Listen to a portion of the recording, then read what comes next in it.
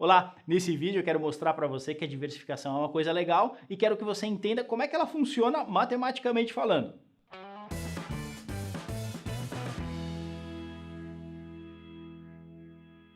Dá uma olhadinha na carteira que a gente tem lá. São duas carteiras na verdade, fundo A e fundo B. Se você pegar no primeiro mês, o fundo A deu um retorno de 1%, o fundo B deu um retorno negativo de 0,5%. No segundo mês, 2% o fundo A, 3% subiu o fundo B. E assim por diante. Terceiro e quarto mês, a gente vai tendo os retornos que foram acontecendo. Se a gente calcular a média do fundo A, a gente vai perceber que tivemos um retorno de 1,25%. Enquanto que no fundo B nós tivemos um retorno de 1,03% na média durante esses 4 meses.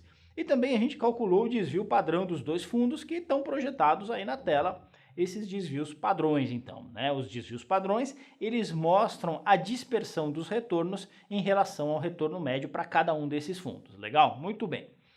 A gente vai ver que ao montar uma carteira com a combinação desses dois ativos, então eu vou pegar um pouquinho, imagina que eu estou montando uma nova carteira, na qual eu pego um pouquinho do fundo A, um pouquinho do fundo B, e eu vou combinar os dois, legal? A gente vai ver que o retorno médio dessa nova carteira vai ser o ponto médio entre o retorno do fundo A e o fundo B.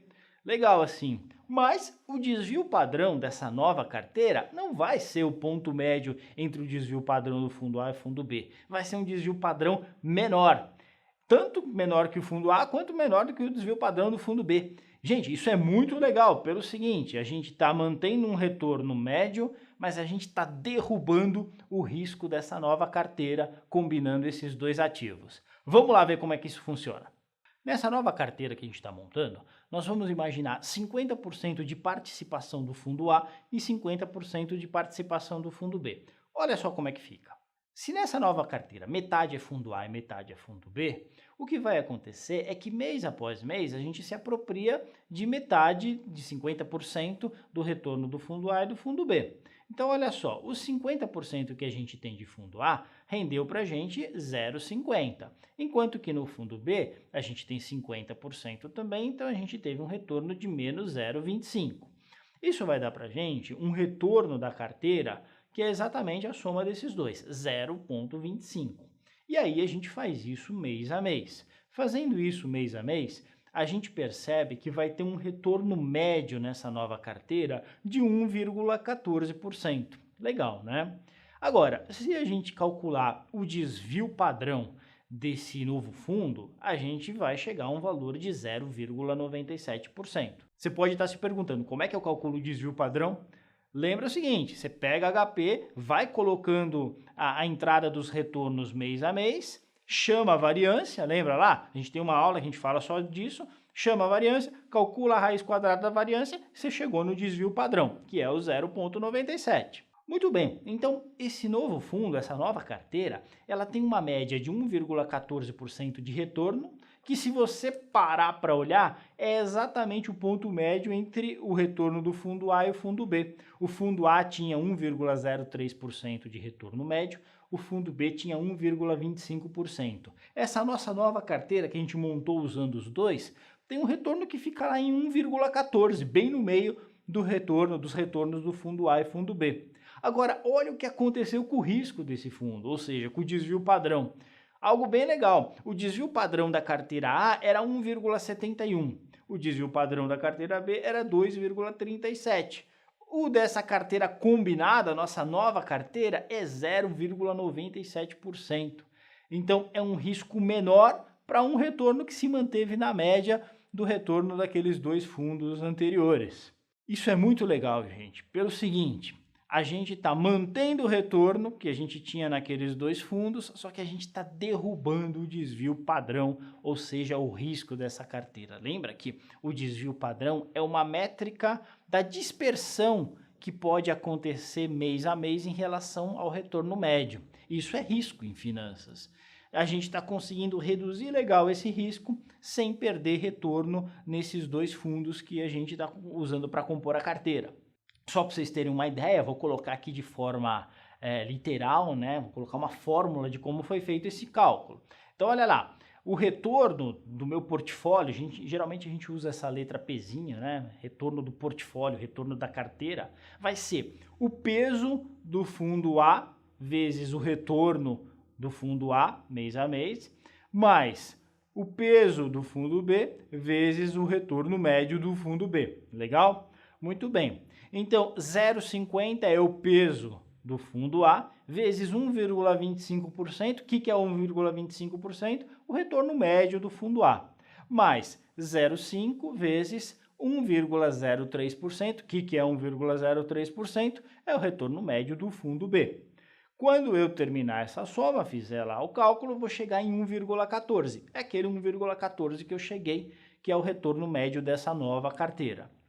Muito bem. E o cálculo do desvio padrão? Essa parte é bem importante, né? Principalmente quando você vai fazer uma prova, que você não tem o Excel disponível, né? É importante você saber como é que se calcula o desvio padrão de uma carteira com 2 ativos.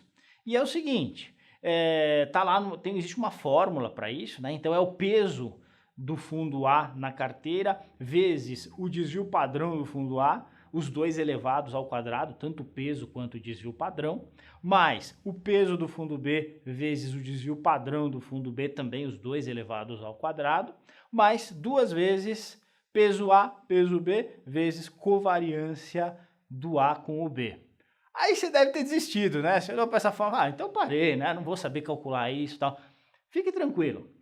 O que a gente vê é que em todas as provas, né, e o CFP não é uma exceção, o pessoal coloca essa fórmula lá, né? Então você vai ter essa fórmula lá na prova. Mas uma coisa é verdade, não adianta ter a fórmula e não saber usar.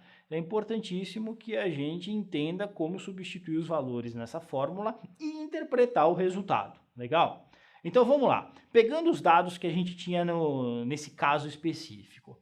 Lembra, o peso do fundo A e do fundo B na nossa nova carteira era 50%, 0,5. Então, eu substituo lá 0,5 ao quadrado vezes o desvio padrão do fundo A. O desvio padrão do fundo A era 1,71%. Lembra só, 1,71% é 0,0171. Eleva ao quadrado, bonitinho, mais 0,5 que é o peso do fundo B, eleva ao quadrado, vezes, qual que é o desvio padrão do fundo B? 2,37%. Então, põe lá, 0,0237 elevado ao quadrado. Mais 2 vezes peso de A, peso de B, 0,5, 0,5 de novo. Covariância de AB, que é 0,02%. E aí eu estou colocando em forma decimal.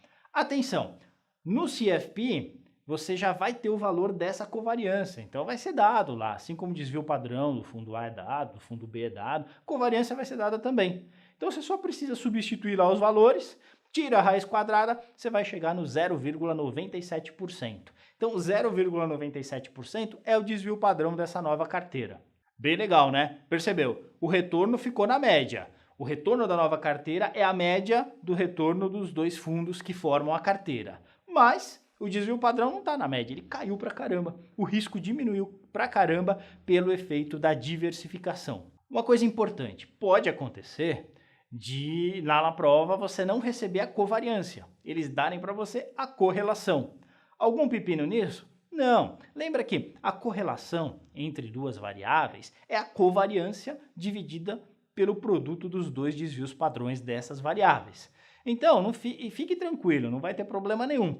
Na prática, o que acontece é que eles dão essa fórmula do desvio padrão dos dois jeitos, utilizando a covariância ou utilizando a correlação. Utilizando a correlação fica desse jeito, percebeu? Não é complicado, o comecinho é igualzinho, só que em vez de aparecer lá covariância de AB, vai aparecer correlação entre a variável A e B, vezes o desvio padrão de A, vezes o desvio padrão de B. O próximo vídeo a gente começa resolvendo um exercício em cima disso. Então não deixe de assistir ele e ver quais são as variáveis que podem acontecer em relação a esse tipo de exercício lá no dia da prova do CFP. Legal? Fica com a gente e no próximo vídeo a gente continua falando sobre isso.